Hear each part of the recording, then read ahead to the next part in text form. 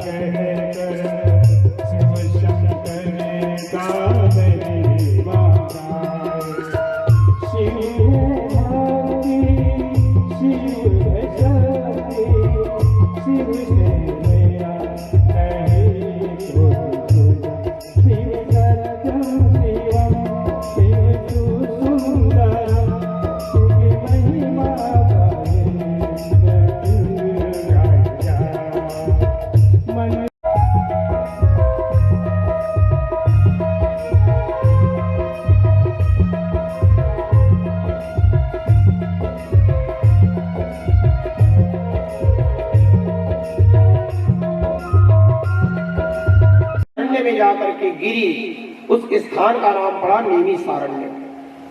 तो वहां पर सूत जी महाराज 88,000 ऋषियों को कथा श्रवण करा रहे हैं। त्वया खलु पुराणानि ऐतिहासिनी चानघ आख्यानका अन्यधीतानि धर्मशास्त्राणि यात्कृतः। 88,000 ऋषियों ने कहा, हे सूत जी महाराज, आप परम ज्ञानी हैं और वेद व्यास जी महाराज के शिष्य हैं। तो ज्ञानी की संगति मिले तो ज्ञान की प्राप्ति तो मिलना लाजमी है। आप हमें भागवत की कथा सुनाइए। की कथा जो है ना, वो बिना गुठली बिना छिलका के वो रसीले फल है जिसमें केवल रस ही रस भरा हुआ है। इसीलिए कहते हैं कि भागवत कथामृत रस। भागवत आकर के खाना भागवत की कथा को ऐसा कोई नहीं कहते। भागवत की कथा को पीना, भागवत कथा का रसपान करना। आप ऐसा कोई काम करिए दीनानाथ जिससे मैं अमर हो जाऊं। सारी दुनिया में पार्वती और शिव दोनों का नाम जो है साथ में लिया जाए। तो भगवान शंकर ने कहा, पार्वती, इसके लिए तो तुमको अमर कथा सुनना होगा, और अमर कथा जब सुन लोगी ना तो तुम अमर हो जाओगी। आज आप अमर कथा सुना डालिए। भगवान शंकर ने कहा, प्रिय, अमर कथा यहां पर मैं नहीं सुनाऊंगा, क्योंकि अमर कथा को जो सुनता है ना वो मुक्त हो जाता है, उसको कोई मार नहीं सकता, अभेद्य हो जाता है। तो कहां चलेंगे प्रभु? चलो हिमालय पर्वत के उत्तुंग स्थान में चलेंगे, जहां पर तुम हो और मैं हूं। हमारे गले में चले जाए तो तुरंत मुंह बंद हो जाता है, भले हम बाद में थूकते हैं। वैसे ही केटिका की मुंह बंद जैसे ही हुआ, वो अंदर घुस गया और जाकर के सुरक्षित चेटिका के कोख में, गर्भाशय में जाकर के छुप गया। वेद व्यास जी भगवान को चेत आई। उसने मन में विचार किया, मेरे तेज का उत्सर्जन हुआ है और सूख बालक चेटिका के गर्भ में घुसा है, वो बालक मेरा ही है। क्योंकि कामना यदि हो तो भी दोष लगता है। एक पुरुष यदि सुंदर स्त्री को देख करके कामना करे कि काश से मेरी पत्नी होती, और वेद व्यास जी भगवान चले गए चेटिका के पास। चेटिका के आसपास शंकर भगवान का त्रिशूल घूम रहा है। वेद व्यास जी भगवान ने कहा, ओ भोले भंडारी के त्रिशूल क्यों घूमते हो भाई? उसने कहा, प्रभु, मुझको भगवान शंकर ने मारा है त्रिशूल के द्वारा उस सूप सावक को, और सावक जो है ना इसके गर्भ में घुसा है। यदि मैं इसके गर्भ को मार देता हूं त्रिशूल के द्वारा तो ये चेटिका मर जाएगी। दर्शन दिया भगवान ने और वेद व्यास जी भगवान ने प्रश्न किया भगवान शंकर से, आप पार्वती माता को क्यों कथा सुना रहे थे? अमरता प्राप्त करने के लिए। प्रभु, जब पार्वती माता अमर कथा सुन करके अमर हो सकती है तो ये सूख सावक बच्चा भी तो अमर कथा सुना है, तो आपके त्रिशूल उसको भला कैसे मारेगा? प्रभु हे दीनानाथ, आप अपने त्रिशूल को अपने हाथ में लीजिए और इस जो बालक है ना, सूख बालक, उसको छोड़िए। ये मेरा क्षेत्रज पुत्र है। भगवान शंकर ने वेद व्यास जी भगवान के वचन को के बीच वानप्रस्थ आश्रम, बहू आई, कुछ घर की चिंता, कुछ ईश्वर की चिंता। और 75 से भगवान ने कहा, बेटा तू कहां जा रहा है? उसने कहा, पिताजी मैं तो वचन लिया हूं, जन्म लेते ही मैं संन्यास आश्रम ले लूंगा 25 साल तक। वेद व्यास जी भगवान ने कहा, ठीक है बेटा तू अब ले लेना, संन्यास आश्रम ले लेना, गृहस्थ आश्रम ले लेना, ब्रह्मचर्य ले लेना, जो आश्रम तुमको सुलभ पड़े ले लेना, लेकिन तुम्हें उसको जनक कहा जाता है। जैसे हमारे देश में प्रधानमंत्री का एक पद है, जो प्रधानमंत्री बनेगा चाहे नाम उसका कुछ भी हो, उसको प्रधानमंत्री कहा जाता है। ऐसे ही जो जनकपुर के राजा बनते हैं उनको जनक जी कहा जाता है। ईश्वर को प्राप्त किया जा सकता है, क्योंकि एक सन्यासी यदि ईश्वर को प्राप्त कर लिया तो सरल है, सहज है, लेकिन एक गृहस्थ यदि परिवार में रह करके ईश्वर को प्राप्त कर लिया, भगवान ने कहा प्रथम ऋषि को कह देना, जिस बर्फ पेड़ के नीचे में बैठकर वो तपस्या कर रहा है, जितने उसमें पत्ता है उतना वर्ष तक तपस्या करेगा ना, तब मैं उसको दर्शन दूंगा। इतना वर्ष बीत जाएगा लेकिन भगवान उसको दर्शन तो देंगे, दर्शन देने को तो तैयार है। जब इतना मन में विचार किया ऋषिवर, और भगवान तुरंत शंख चक्र गदा पद्म लेकर प्रकट हो गए। बोलो लक्ष्मी नारायण भगवान की जय। अर्थात 16 संस्कारों में संस्कार कराए। एक दिन भगवत पुराण की कथा श्रवण कराने बैठे हुए थे सुखदेव जी महाराज को वेद व्यास जी भगवान ने, और सुखदेव जी महाराज ने वेद व्यास जी को प्रश्न किया, पिताजी आपका जन्म कैसे हुआ, कृपया बताइए। तब सुखदेव जी महाराज बतलाते हैं कि पुत्र, एक राजा हुए थे और वो राजा जो है जंगल में शिकार खेलने गया हुआ था। बेटा उसकी इसलिए जब जब मेरी आवश्यकता हो तब तक तुम मुझको बुलाना। आज से तुम्हारा नाम मत्स्यगंधा नहीं होगी माँ, 1 योजन तक के तुम्हारा शरीर का सुगंध जो है वो फैलेगी। इसलिए 6ठे बार दत्तात्रेय जन्म लेकर भगवान आए, 7वें बार भगवान यज्ञ का रूप धारण किया। जो घर घर हम लोग हवन करते हैं ना, वो भी भगवान विष्णु को हम लोग कहते हैं। दियार जो कीट है उनको जाकर देवताओं ने कहा, ऐ दीमकराज तुम किसी तरह भगवान को जगाओ, जो सारंग धनुष है ना उसके प्रत्यंचा को जाकर काट दो। तो जैसे ही प्रत्यंचा छूटेगा भगवान जो है वो उठ खड़े होंगे। दीमकों ने कहा हमको क्या मिलेगा? देवताओं ने कहा देखो, जो यज्ञ हवन करते हैं ना लोग, तो जो सांकला नीचे गिरता है ना वो तुम्हारा भाग होगा। इसलिए सांकला यदि नीचे गिर जाए स्वाहा करते समय तो उसको उठा करके यज्ञ में मत डालो, वो दीमक का भाग है। और जैसे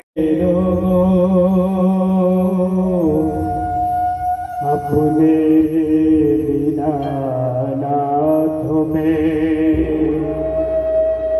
लाभ हानि जीवन मृत्यु सब कुछ उसके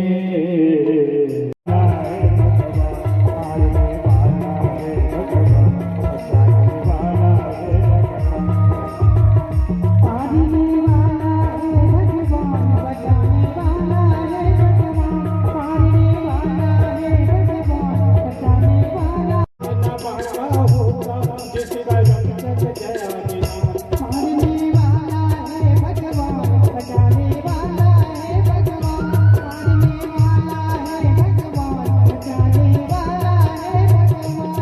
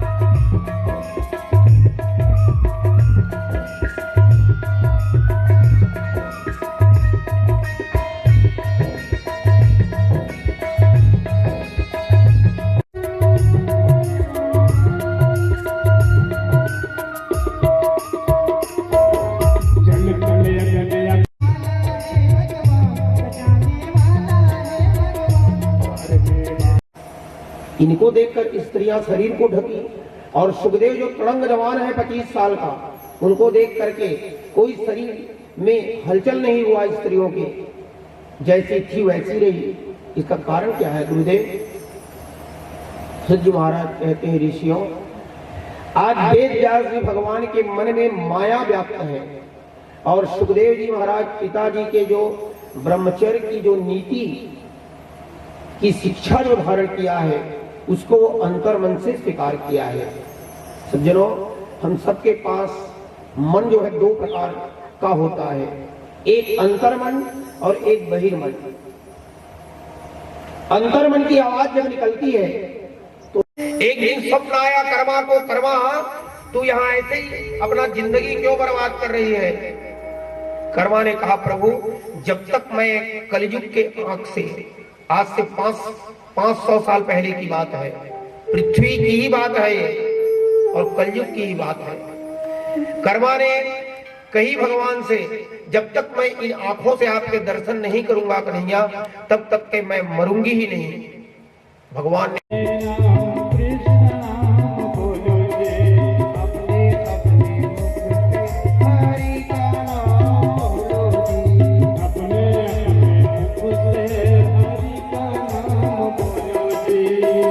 बजे को सीताराम, 8 बजे आनंद के नाम, हरि का नाम बोलो, अपने अपने मुख से हरि का नाम बोलो जी। 10 बजे दामोदर नाम, 11 बजे गिरधारी राम, 10 बजे राम, 11 बजे गिरधारी राम, 12 बजे जमदेव हरि का नाम बोलो।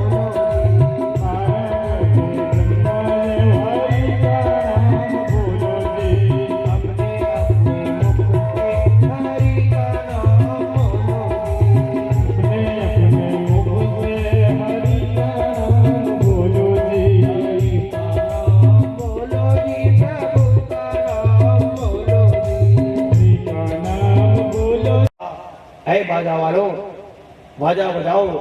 आज हमारे पांडव कुल नष्ट होने वाला था, कौरव कुल, उसका बीज जो है उत्पन्न हो गया है।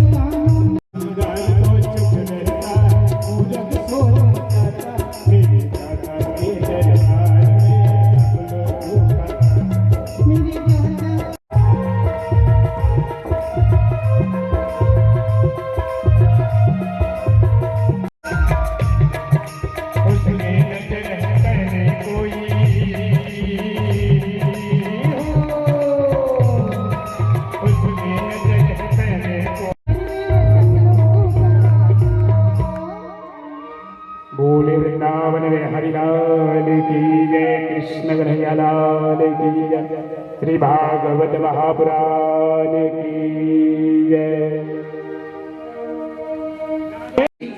और बुला कर के कहती है, पुत्र रास्ते में तुम्हारे पिताजी एक नाग को भागवत कथा सुनाते हैं और मोहर देता है। वो जाहिर सी बात है बेटा, उसके बिल में बहुत सारे मोहर होंगे, इसलिए चलो रापा कुदारी झुआ पकड़ो और जा करके बिल को खोदेंगे, एक साथ मोहर निकाल कर ले आएंगे।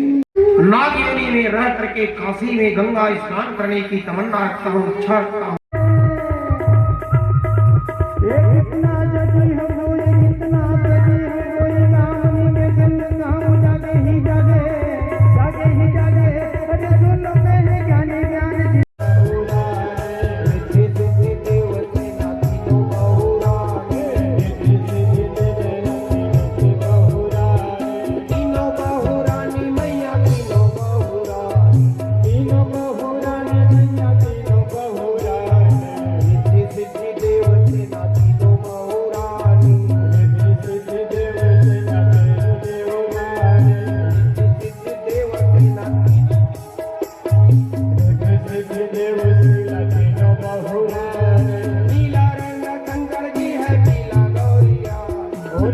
चलेगा, लेकिन पड़ोसी को आप जो है बिल्कुल दुश्मन मत बनाइए, क्योंकि आपके घर में यदि कोई दुर्घटना होती है तो आपके पति देव तो ड्यूटी गए हैं, खेत गए हैं, बेटा पढ़ने गया है, बेटी स्कूल गई है, विपत्ति आने पर केवल और केवल पड़ोसी ही बचाने के लिए आएगा।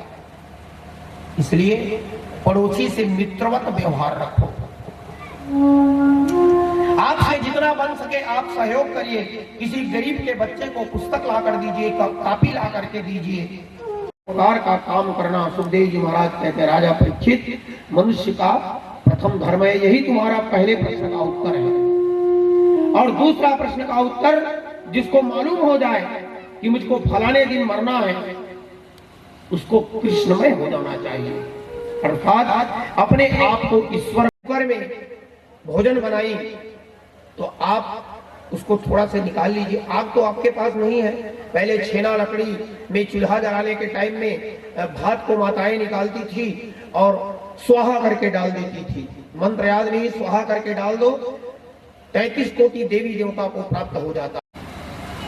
तो ईश्वर को अपने आप को होम देना चाहिए। अपने भोग लगाने के लिए रोज भोग लगाती, रोज भोग लगाती। एक दिन पतिदेव महोदय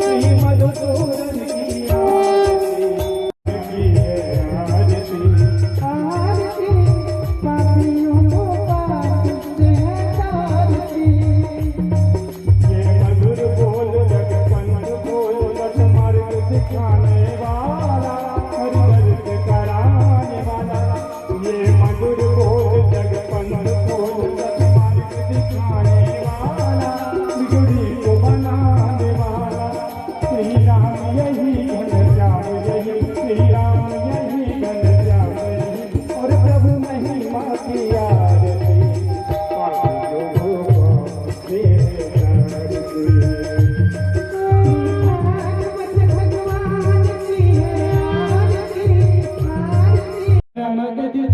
राधिका रमन बिहारी, गिरिधर कृष्ण मुरारी, आरती कुंज बिहारी, गिरिधर कृष्ण मुरारी, आरती कुंज बिहारी, गिरिधर कृष्ण मुरारी, गगन कमल जहाँ से प्रगट भई कलुष बलिहार ऋषि, मंगल हो रही मोह बसी शिव जटा के हर अधिक चरण छवि सी बनवारी, गिरिधर कृष्ण मुरारी, आरती कुंज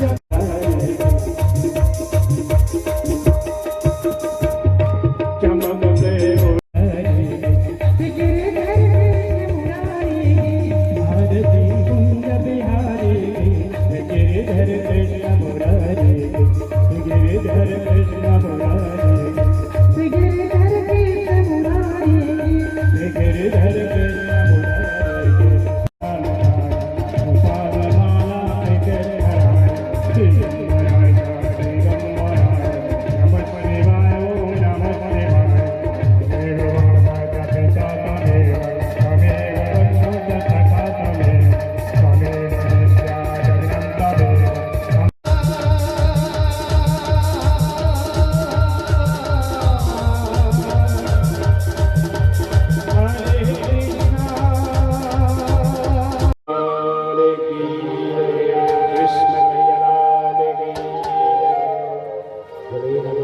देवज्योतिर्जनार्दनम् दीपार्थमेवाघोषान्तदीपो नमस्तुतेया ॐ गर्भसाक्षि दीपदेवताय नमः ॐ श्रीकृष्णाय नमः नमो वयं वै श्रवणाय कुर्महे शमे कामान् कामकामाय मह्यम् ॐ दन्ते प्रचोदयात् हरि ओम् तत्पुरुषाय विद्महे महादेवाय धीमहि पुष्पांजलिं समर्पयामि।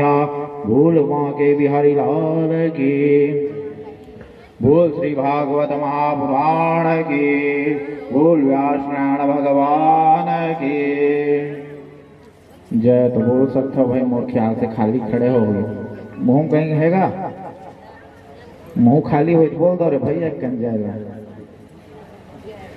बोल वाके बिहारी लाल के, बोल तुलसी महारानी के, बोल परीक्षित राजा के, बोल सुखदेव भगवान के, बोल हनुमान जी महाराज के, बोल श्री शंकर भगवान के, बोल गजानंद स्वामी के, बोल अम्बमात के, बोल हनुमान जी महाराज के, बोल भगवान के, बोल भाग्य बिहारी लाल के, धर्म के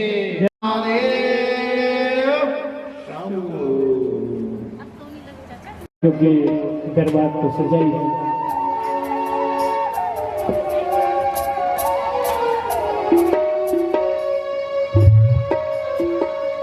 माता जिनको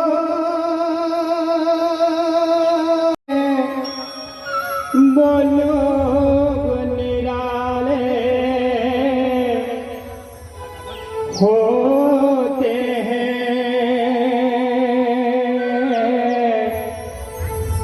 माता जिनका ने दरबार लगाया है, चलो बुलावा आया है, माता ने बुलाया है।